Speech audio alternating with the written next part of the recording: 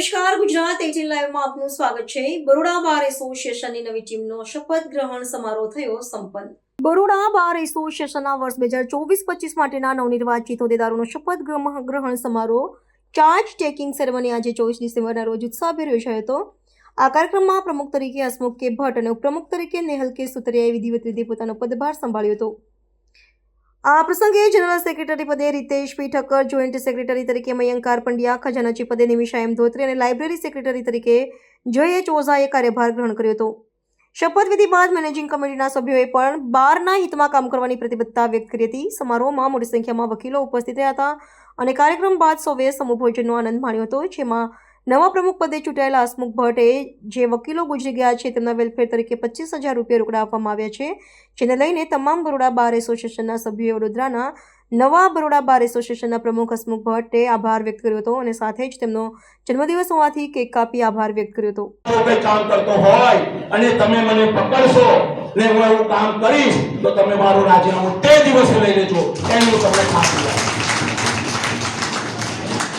મારી સાથે ચૂંટાયેલા સેક્રેટરી, ઉપપ્રમુખ, જોઈન્ટ સેક્રેટરી, ખજાનચી, લાઇબ્રેરી સેક્રેટરી, કારોબારી સભ્યોની પણ હું ખાતરી આપું છું કે તમે જે સત્તા પર બેઠા છે એ સત્તાનો દુરુપયોગ નહીં કરતા, અને જો દુરુપયોગ કરતા કોઈ સામાન્ય વકીલ પણ મને કહેશે, જુનિયર વકીલ, સિનિયર વકીલ, કે આ તમારા ગ્રુપની અંદર રહેલો માણસ આવી રીતે સત્તાનો દુરુપયોગ કરી પૈસા કમાય છે, તો એને જાહેરમાં ખુલ્લો પાડવામાં પણ પાછું પાડી નહીં કરું।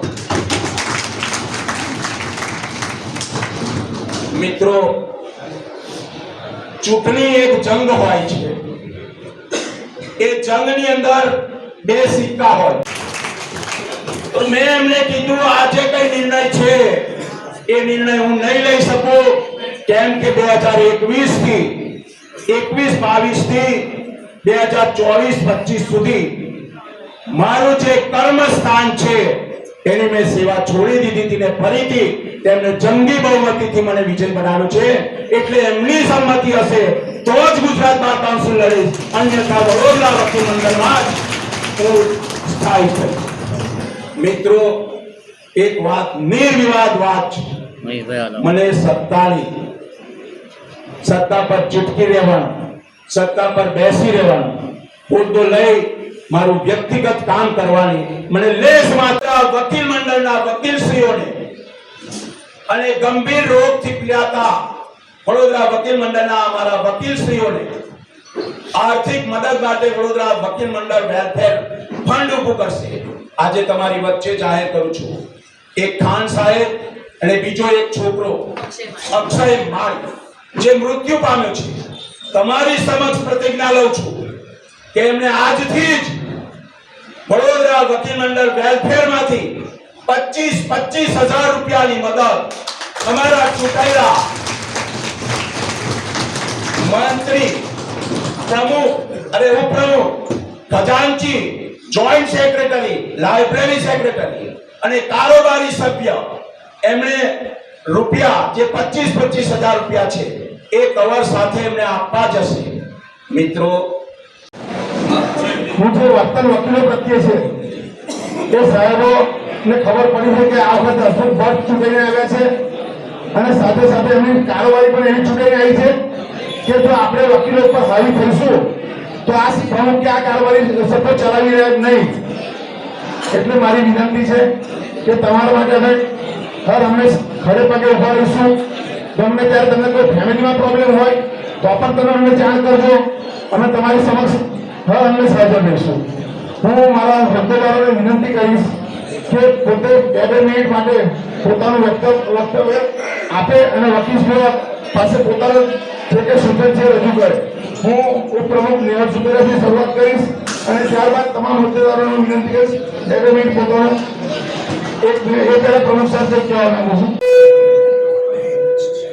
आज मारी वडोदरा वकील मंडळनी मारा ऊपर जे विश्वास मूकीने મને આ જે પદ આપ્યું છે ને, જે સેવાનો મોકો આપ્યો છે ને, એ સેવા માટે હું અડગ, અચૂક અને 365 દિવસ આવ્યો।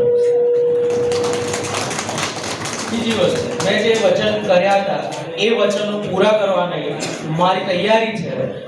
જે બે મોટા વસ્તુ હતી કે ચોપડીઓ વકીલો સુધી પહોંચશે ને, ડિજિટલ લાઇબ્રેરી મળશે તે બંનેના પ્રોટોટાઇપ તૈયાર છે, ઓનગોઈંગ પ્રોસેસ છે. અમારી બોડી એના પર વર્ક કરી રહી છે, મારી ટીમ એના પર વર્ક કરી રહી છે. ટૂંક જ સમયમાં તમને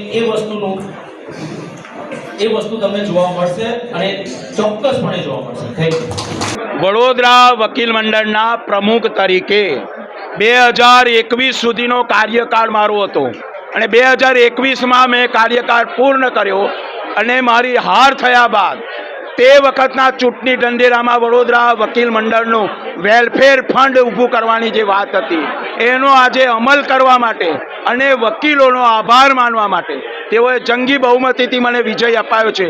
તે તમામ વકીલશ્રીઓનો આભાર માનવા માટેની આજની સભા હતી. આજે વકીલોના હિત માટે પહેલા જ દિવસે અમે શરૂઆત કરી છે કે વકીલોનું વેલફેર આજે પ્રમુખ સાહેબે 25,000થી શરૂઆત કરી છે. આવનાર સમયમાં એ જ 25,000 5 લાખ સુધી જાય એવી અમે તમામ હોદ્દેદારો આશા રાખીએ છીએ.